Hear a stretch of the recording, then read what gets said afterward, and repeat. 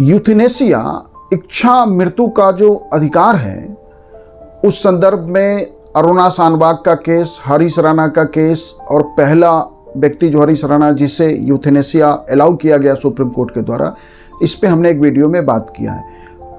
इस वीडियो का जो हमारा मुख्य चर्चा है वह यूथनेसिया के सामाजिक आर्थिक पक्ष और यूथनेसिया की जो प्रक्रिया सुप्रीम कोर्ट ने तय की है तब तक के लिए, जब तक भारत सरकार संसद कोई कानून नहीं बनाती तब तक यूथनेसिया की प्रक्रिया क्या होगी। देखिए, यूथनेसिया के संदर्भ में एक बात तो स्पष्ट है कि यह मौत चुनने के बारे में फैसला नहीं है, बल्कि जिंदगी को, जीवन को बनावटी तरीके से लंबा न करने के बारे में फैसला करना है। कि लाइफ सपोर्ट बंद करने का जो फैसला है वो हम जानते हैं कि परिवार के सदस्य, डॉक्टर या कोई नेक्स्ट फ्रेंड ले सकता है जो मरीज के सबसे अच्छे हित में काम कर रहा है। सुप्रीम कोर्ट ने भी और देश की चर्चाओं में भी यह माना गया है कि सम्मान के साथ जो मरने का अधिकार है वो आर्टिकल 21 का एक ऐसा पहलू है जिससे अलग नहीं किया जा सकता आर्टिकल 21 से। कि यह नहीं कहा जा सकता कि आर्टिकल 21 का संबंध सिर्फ जीवन जीने तक है।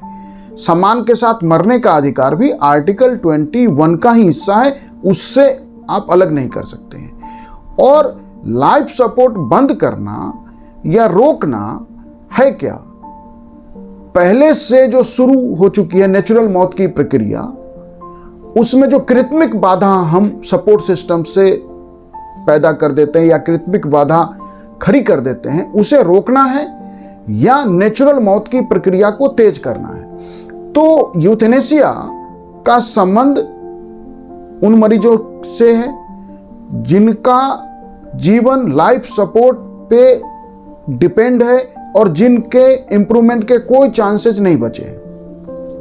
अब सवाल यह है कि हमने पिछले वीडियो में हमने डिस्कस किया कि अरुणा शानबाग के केस में 2011 में सुप्रीम कोर्ट ने यूथनेसिया पैसिव, निष्क्रिय इच्छा मृत्यु को अलाउ किया, एक्टिव को अलाउ नहीं किया। एक्टिव में आप इंजेक्ट करके मौत देते हैं, वो अलाउ नहीं है। पैसिव सपोर्ट सिस्टम विड्रॉ करके अलाउ किया, लेकिन अरुणा शानबाग को अलाउ नहीं किया गया। क्यों? क्योंकि उस समय जो नेक्स्ट फ्रेंड की स्थिति में थे, जो मरीज की सबसे अच्छे हित में काम कर रहे थे, वह हॉस्पिटल के स्टाफ थे, नर्स थी, वो नहीं चाहते थे। इसलिए पिंकी बिरानी की याचिका में सुप्रीम कोर्ट ने यह तो एक्सेप्ट कर लिया कि यूथनेसिया जो है दी जा सकती है, पैसिव यूथनेसिया अलाउ किया जा सकता है, लेकिन अरुणा शानबाग को मना कर दिया गया। उसके बाद 2018 में इस संदर्भ में सुप्रीम कोर्ट ने 5 जजों के बेंच ने एक फैसला दिया, उसमें हमने विस्तार से पिछले वीडियो में बात किया। अब 2026 में हरीश राणा के केस में हम देख रहे हैं कि पहला व्यक्ति है जिसे यूथनेसिया दिया जा रहा है, जिसकी प्रक्रिया जो 2018 की प्रक्रिया थी वो बड़ी टफ प्रक्रिया थी कि पहले मरीज जिस हॉस्पिटल में भर्ती है वहाँ एक मेडिकल बोर्ड बनेगा, वह मेडिकल बोर्ड अपनी रिपोर्ट देगा और वह यदि रिपोर्ट में यह मानता है कि यह यूथनेसिया का कंडीशन है, फिर डिस्ट्रिक्ट कलेक्टर की निगरानी में, मतलब डिस्ट्रिक्ट कलेक्टर दूसरा मेडिकल बोर्ड बनाएगा, उसकी जिम्मेदारी थी मेडिकल बोर्ड बनाने की, और वह मेडिकल बोर्ड बनाएगा। फिर मजिस्ट्रेट की भूमिका कि मजिस्ट्रेट उसकी पूरी प्रक्रिया को निगरानी करेगा, वो दौरा करेगा, प्रक्रिया की मंजूरी देगा और फिर आप उसे यूथनेसिया दे सकते हैं। तो 2018 में यूथनेसिया की जो प्रोसेस था वो इतना टफ था कि डीएम दूसरा मेडिकल बोर्ड बनाएगा, मजिस्ट्रेट की भूमिका, इसके कारण माना गया कि यूथनेसिया की प्रक्रिया बहुत टफ है। अब 2023 में, इस फैसले से पहले ही सुप्रीम कोर्ट ने 2023 में यह कर दिया कि 2 मेडिकल बोर्ड बनेगा। एक प्राइमरी मेडिकल बोर्ड जहां पेशेंट एडमिट है वह हॉस्पिटल बनाएगा, 3 विशेषज्ञ डॉक्टर, 3 स्पेशलिस्ट डॉक्टर उस पैनल में होंगे और वह मरीज के स्थिति की जांच करेगा, रिपोर्ट देगा प्राइमरी बोर्ड, जिसमें डॉक्टर का अनुभव कम से कम 5 साल होना चाहिए।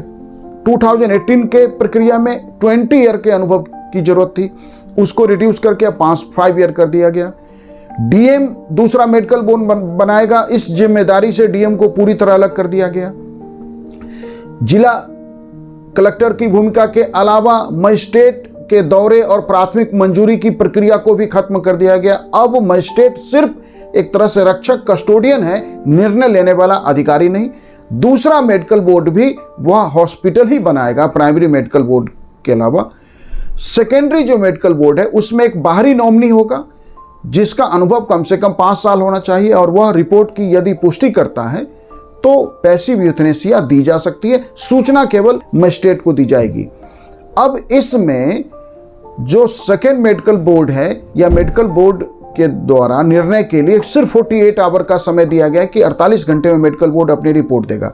तो प्रक्रिया में हम देख रहे हैं कि लगातार बदलाव। 2018 में प्रक्रिया को बहुत टफ रखा गया। 23 में आके सुप्रीम कोर्ट ने उस प्रक्रिया को आसान किया, लेकिन उसके बाद भी सवाल ये है, जो मेरा इस वीडियो के बातचीत का मुख्य विषय है, कि 2023 में जब डिस्ट्रिक्ट कलेक्टर की भूमिका को खत्म कर दिया और सुप्रीम कोर्ट ने, मजिस्ट्रेट की भूमिका लगभग खत्म कर दी गई, अब उसे सिर्फ सूचित किया जाता है।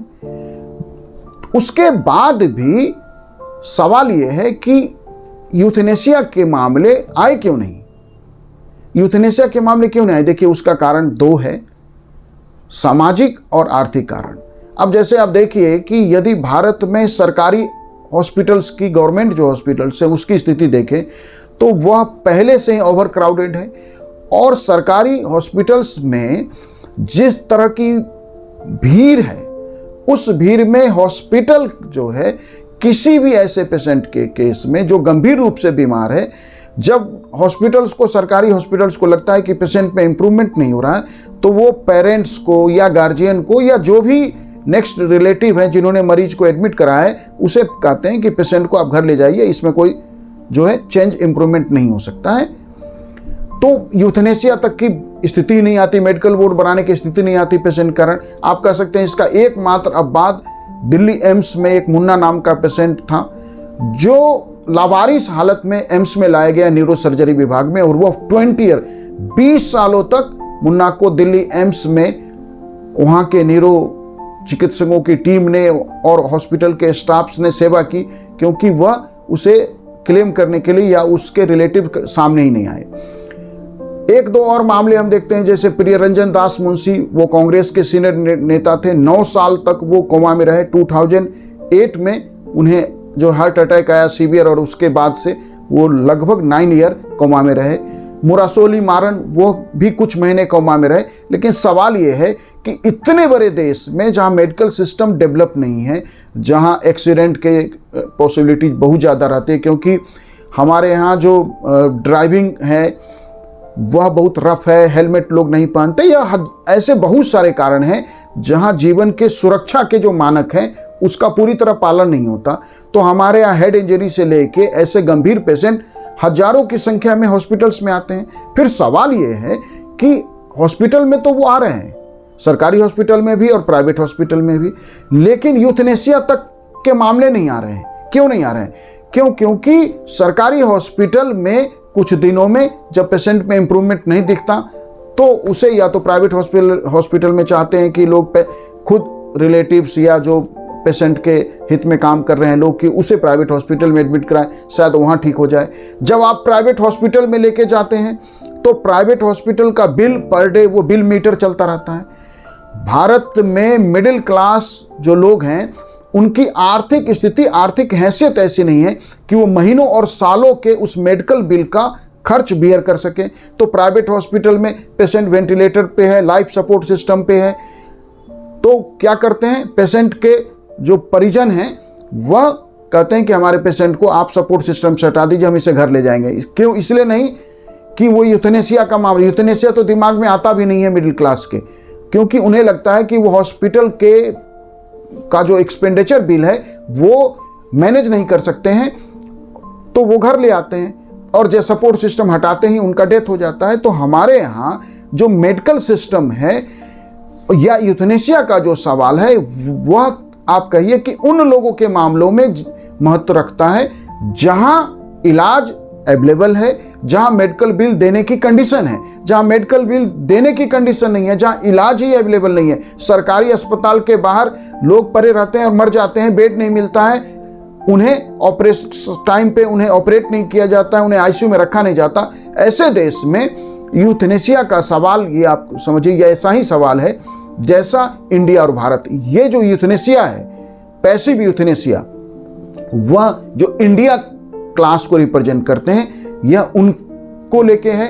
भारत तो आज बेसिक ट्रीटमेंट के लिए लड़ रहा है, उसे आम इलाज मिल जाए। सामान्य बुखार में, छोटी छोटी चीज़ों में लोग मर जाते हैं, वैसे देश में यूथनेसिया अच्छा विषय है, चर्चा का विषय है। इस पे जागरूकता देश में आएगी, और लेकिन उस जागरूकता के आधार पे परिवर्तन नहीं होगा। परिवर्तन के लिए जो लाइफ लाइन चाहिए, जो सपोर्ट लाइन चाहिए पैसे का, इलाज का, वो अवेलेबल नहीं है। इसलिए यूथनेसिया एक तरह से यह एक अच्छा डायलॉग, एक अच्छी बहस है, लेकिन आम आदमी के जीवन का इससे कोई सरोकार नहीं। आम आदमी का जीवन यूथनेसिया तक पहुंचता ही नहीं, वो उससे पहले ही दम तोड़ देता है। Thank you.